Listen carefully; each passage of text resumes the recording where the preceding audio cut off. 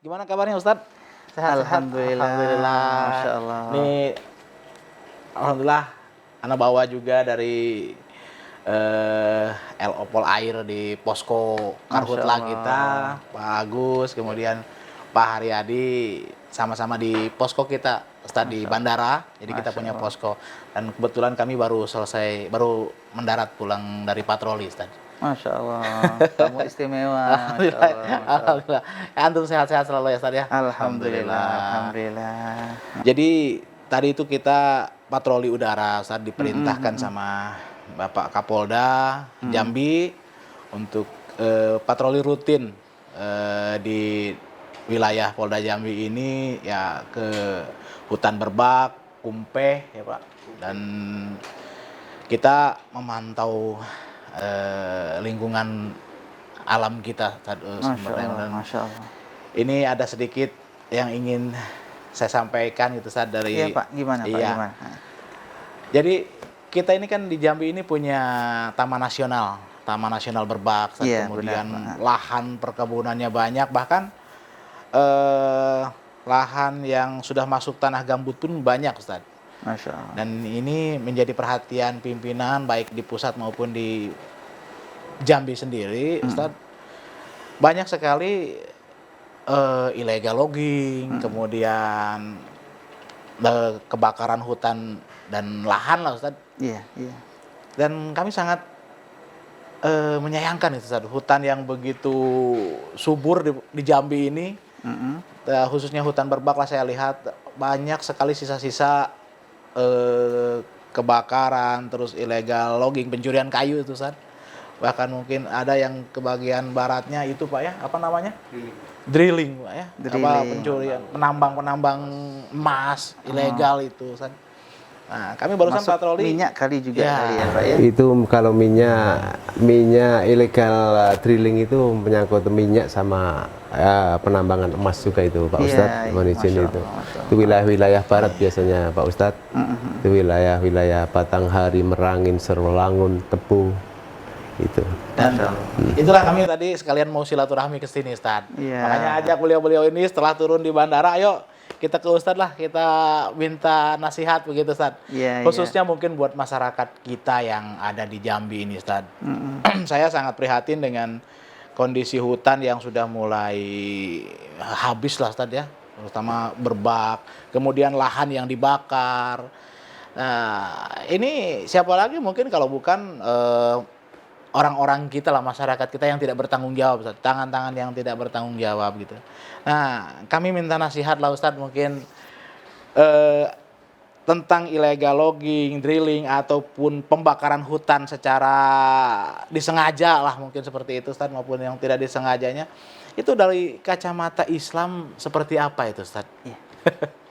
Mohon nasihatnya. Iya, begini Bapak, Masya Allah. Sebenarnya ya mungkin pertama kita berdoa semoga kedatangan Bapak ini diberkahi oleh Allah Amin. Subhanahu wa taala. Amin, Ustadz. Karena memang di dalam permasalahan yang besar, saya katakan ini sangat besar ya Pak. Itu butuh bersinergi antara pemimpin dengan agama. Pemimpin mungkin terjun di lapangan, menertibkan masyarakat, mengkondisikan Betul. alam. Sementara dari sisi agama disampaikan nasihat, Nasihat ya, Ustadz, ya. diingatkan. Apalagi mungkin mayoritas masyarakat kita yang terjatuh di dalam kesalahan ini berangkat karena mereka tidak tahu hukumnya secara lebih dalam lagi. Betul. Ya, mungkin di antara mereka menganggap ini adalah suatu hal yang benar. Biasa itu. Lahan punya saya, kebun-kebun saya, hutan Allah yang numbuhkan dan segala macamnya. Nah, ini butuh nasihat dari sisi agama agar mereka faham bagaimana sebenarnya. Dan kalau seandainya nasihat yang paling baik adalah Al-Quran. Ya, kalau seandainya nasihat dengan Al-Quran, dengan hadis Nabi nggak mempan, maka nggak akan ada lagi nasihat setelahnya. Allah Subhanahu wa taala berfirman, A'udzubillahi minasyaitonirrajim, inna hadzal Qur'an yahdi lillati hiya aqwam. Sungguhnya Al-Qur'an ini menunjukkan kepada yang lurus. Jadi masyarakat kita ini butuh ya Kita butuh bimbing, kita butuh cegah, kita butuh nasihati. Seperti ini. Ini tidak mungkin bisa berdiri sendiri, harus dari kedua belah sisi ya Pak ya. Iya. Pertama dari sisi hukum ya, kita melihat ke belakang, agama Islam kita yang mulia ini adalah agama yang rahmat. Allah Subhanahu wa taala berfirman, "Wa ma arsalnaka illa rahmatan lil alamin." Tidaklah kami mengutus engkau Nabi Muhammad sallallahu alaihi wasallam kecuali sebagai rahmat. Buat siapa? Buat alam semesta. Apakah buat orang muslim saja? Tidak. Apakah buat komunitasnya saja? Apakah buat lingkungannya saja? Tidak, tapi buat alam semesta. Buat alam semesta. Maka tatkala Rasulullah diutus, maka beliau membawa rahmat buat alam semesta, baik di bumi dan baik di langit. Sampai di langit loh Pak sebenarnya. Bagaimana rahmatnya yang dibawa oleh Rasulullah sallallahu alaihi wasallam. Nah, makanya di dalam ajaran Nabi sallallahu alaihi wasallam, Rasulullah SAW mengatakan al-imanu bid'un wa sittuna syu'bah. Iman itu memiliki 60 cabang. Ya. Dalam suatu riwayat 70 cabang. Jadi iman yang kita miliki seorang muslim itu bercabang-cabang Bapak. Jadi ada cabangnya, ada yang paling tinggi, ada yang paling rendah. Kata Rasulullah, a'laha qawlu la ilaha illallah. Iman yang paling tinggi adalah perkataan la ilaha illallah. Iman yang paling rendah apa? Wa adnaha imatatul adha 'anil thariq. Iman yang paling rendah menyingkirkan duri dari jalan.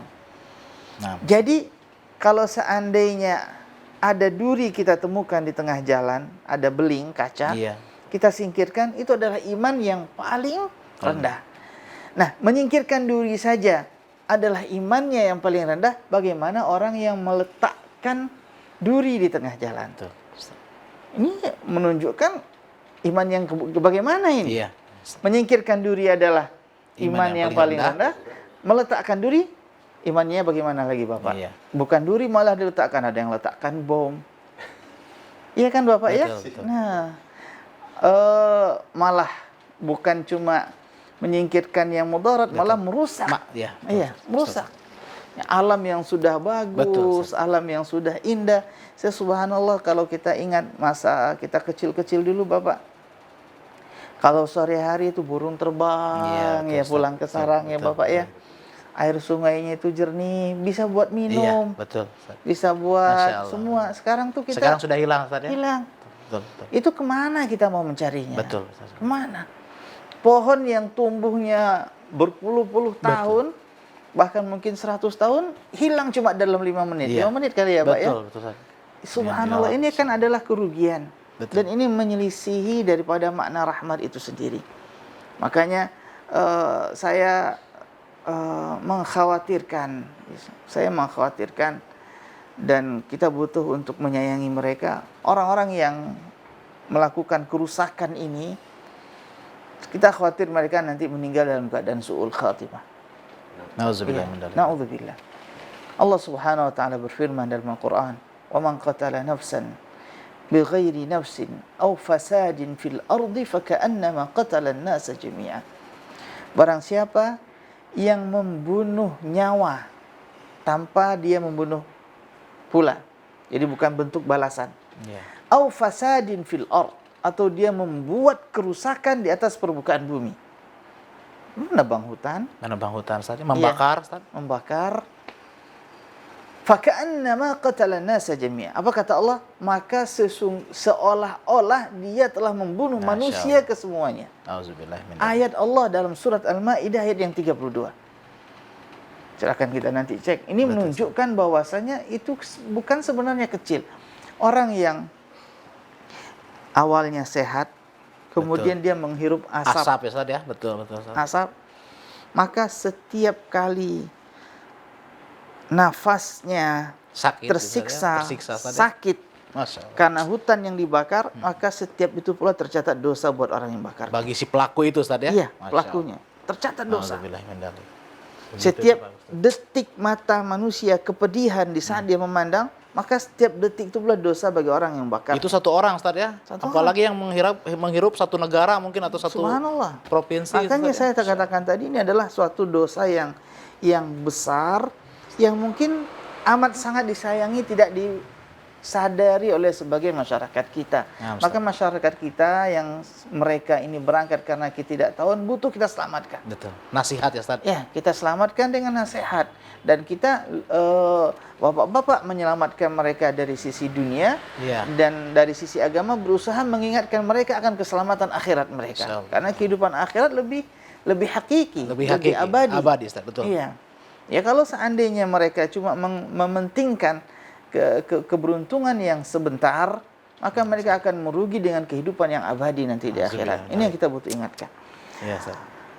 Dan mereka tidak menyadari mungkin bahwasanya membakar tersebut bukan cuma asap yang keluar, tapi menyebabkan kematian. Iya. Menyebabkan Binatang-binatang juga mungkin, Ustaz, yang ada di hutan. Hewan mungkin Iya. sudah kita nggak kehitung Iya. berapa yang punah. Betul, Ustaz. Allah Subhanahu wa taala berfirman dalam Al-Qur'an, dalam surat Al-Ahzab, kata Allah Subhanahu wa taala, "Walladzina yu'dzuna al-mu'minina wal mu'minati bighairi maktasabu faqad ihtamalu buhtanan wa itsman mubina."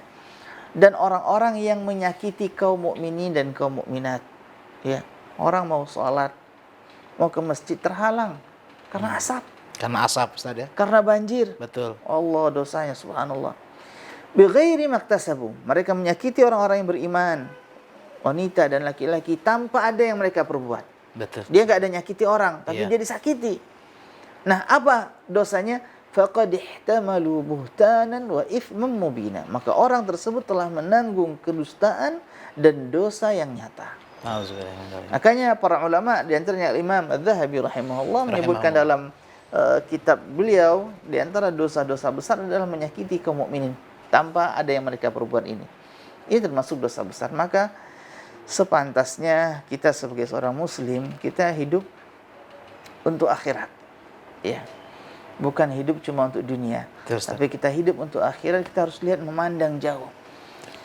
Kita tidak akan Abadi, Ustaz ya. tidak akan abadi di dunia ini. Jangan kita mementingkan kehidupan yang sementara, Betul, ingin Ustaz. mencari keberuntungan yang besar, Iya. sementara kita menggadaikan akhirat Yang kita. hakiki. Iya.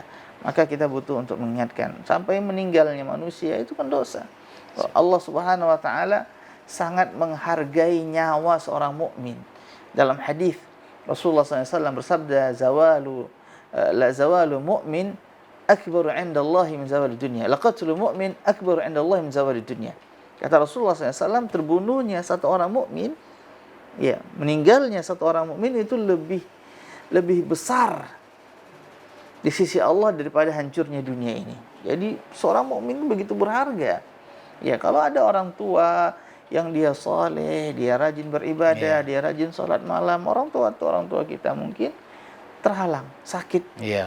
Oleh asap ya. karena Ispa asapnya. gitu ya. Iya. Betul, Kemudian dia meninggal dunia, maka ini adalah suatu hal yang sangat besar dipandang oleh mata Allah, mata pencipta langit dan bumi ini. Maka kita tidak bisa menganggapnya suatu hal yang kecil. Nah, Ustaz. Maka saya sangat mendukung pemerintah untuk Siap. tidak berhenti dalam berjuang, Siap, Ustaz. dalam menyelamatkan alam dan juga menyelamatkan masyarakat daripada betul, Ustaz. kesalahan yang mereka mungkin sadari atau mereka tidak sadari. Dan saya berharap perjalanan perjuangan mereka ini karena Allah agar diberkahi oleh Allah Subhanahu wa taala. Amin. Amin. Kalau Ustaz. seandainya suatu amalan berangkat karena Allah, Allah akan berkahi. Betul, Ustaz. Allah Subhanahu wa taala berfirman, "Iya'lamillahu fi qulubikum khairan yu'tikum khaira." Kalau seandainya Allah mengetahui di dalam hati kamu ada kebaikan, ada keikhlasan, ada ketulusan, yu'tikum khaira. Allah akan berikan kebaikan. Allah akan berikan. Maka kita jangan cuma bersandar dengan kemampuan kita, dengan alat kita, dengan kekuatan kita, tapi kita juga bersandar dengan doa kita dan ketulusan kita kepada Allah Subhanahu wa taala. Mungkin itu ya, Pak ya.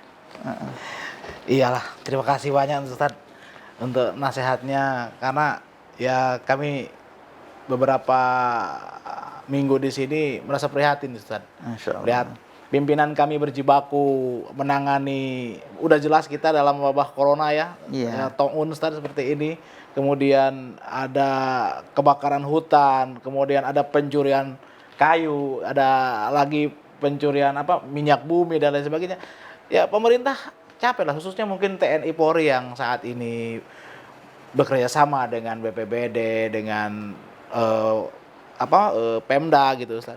Untuk kebaikan masyarakat gitu. Tapi masyarakat ini sendiri pun terkadang mereka menganggap remeh apa yang diupayakan oleh pemerintah dan Satgas. Dalam hal ini mungkin Satgas Karhutla. Bagaimana kita sampai mendatangkan helikopter dari luar negeri, helikopter dari Jakarta. Betul-betul upaya untuk ke masyarakat itu, Ustaz. Dalam kalau seandainya biayanya dipergunakan buat jalan atau betul, buat kesehatan, betul. mungkin sudah Itu, banyak manfaatnya ya, manfaatnya ke masyarakat itu, Ustaz, ya. Ketimbang cuma buat yang seperti itu. Ustaz. Nah, ini kebanyakan masyarakat kita ini ya seperti Ustaz katakan tadi ya, terlepas dari mereka mengetahui atau tidak, tapi kan terkadang mereka kembali dalam ke ekonomi lagi. Tapi mungkin mereka kasihan Ustadz kalau mereka dibiarkan seperti ini dengan dosa-dosa yang mereka tumpuk dan mereka belum sempat bertobat gitu. Bukannya kalau kita berbuat maksiat dengan Allah cukup kita bertobat kepada Allah kan? Nah ini dengan manusia, ini kapan lagi kita pelaku-pelaku ini meminta maaf sama manusia yang dia sakiti bahkan sampai meninggal gitu Ustadz. Makanya mungkin dengan seperti ini mudah-mudahan masyarakat banyak yang mendengar Ustadz. Iya, amin. Ada garisan Allah di atas muka bumi ini, Pak. Yaitu rezeki itu dari Allah. Siap, Ustaz. Maka jangan cari rezeki Allah dengan mendurhakainya. Jangan cari rezeki Allah dengan mendurhakai Allah Subhanahu wa taala. Kalaulah rezeki tersebut kita cari dengan dosa, dengan kemaksiatan, mungkin kita bisa dapat. Tapi tidak akan pernah ada keberkahan di sana. Sebesar apapun rezekinya didapat, dia akan hilang dengan segera. Mungkin banyak masyarakat kita yang sudah membuktikannya. Sebentar dia akan hilang. Tidak bermanfaat. Tidak manfaat, tidak berkah. Belum lagi nanti mudarat yang dilahirkannya. Betul. Kalau seandainya rezeki tersebut dia berikan kepada anak, kepada istrinya, dikhawatirkan akan lahir, akan besar anak-anak durhaka. Iya. Anak-anak yang akan hanya menambah bebannya nanti dalam kubur. Masya Allah. Maka rezeki Allah, rezeki milik Allah, cari rezeki Allah dengan taat kepadanya, jangan dengan dosa. Jadi jangan silau tetangga kita mencari rezeki dengan cara yang haram dia bisa kaya gitu. Iya, bisa membuat rumah gitu Ustaz ya dan sebagainya. Ingat, rezeki dari Allah jangan cari dengan mendurhakai Allah Subhanahu wa taala. Betul. Iya. Baiklah Ustaz, terima kasih atas nasihatnya nih Ustaz. Sama-sama Pak. Dan kami juga mohon doa mungkin Ustaz, kami dan pemerintah serta satgas-satgas di lapangan ini agar selalu diberikan kesehatan. Untuk selalu mengingatkan kepada masyarakat, menjaga lingkungan kita. Karena siapa lagi yang harus bertindak kalau bukan kita sendiri, Ustaz. Termasuk mungkin Ustaz di sini dengan nasihat, kami di lapangan dari kepolisian, Bapak Kapolda, Pak Danrem, dan unsur Muspida, mungkin Pak Gubernur segala macam, kita bisa di lapangan dengan segala upaya, Ustaz. Kalau kita terjadi sinkronis lah, keseimbangan antara ulama atau tokoh agama dengan pemerintah, kan ini yang diharapkan dapat melahirkan masyarakat yang baik pula nantinya gitu, Ustaz. Amin. Terima kasih atas nasihatnya, Ustaz. Iya, Pak. Kita harus kembali juga ini karena masih Pak. banyak selamat tugas, berjuang Bapak, ya. selamat berjalan, Kalau atas nasihatnya. Yang jelas terima kasih kami Pak Ustadz atas tausiahnya dari Pak Ustadz untuk nanti juga mungkin didengar oleh seluruh masyarakat Provinsi Jambi. Harapannya begitu. Jadi karena memang alhamdulillah Jambi juga per saat ini juga alhamdulillah para pemimpinnya selalu solid Pak, lintas sektoral dari Pak Kapolda, Pak Danrem, Pak Kajati, PJ Gubernur sampai BPBD itu selalu berjibaku saling dukung-mendukung, bekerja sama untuk tujuannya hanya satu, yaitu untuk membuat Jambi yang aman, kondusif, masyarakatnya tentram, kurang daripada tindak-tindak pidana. Seperti itu, yang penting kerjasama. Terima kasih ya, tausiahnya dari Pak Ustadz. Insya Allah kami pegang tausiahnya. Alhamdulillah kami juga merasa tersirami nuraninya. Nanti untuk tugas berikutnya akan saya pegang tausiah-tausiah dari Pak Ustadz. Terima kasih Pak Ustadz. Sama-sama Bapak, sama-sama. Baiklah kalau begitu Ustadz, silakan mungkin mau ada ini lagi, kami juga harus kembali ke kesatuan untuk melaksanakan piket dan tugas berikutnya. Iya Pak. Mari, Pak. Baik Ustadz, terima kasih banyak. Iya Pak. Kalau iya, gitu Pak. ya. Assalamualaikum. Salam.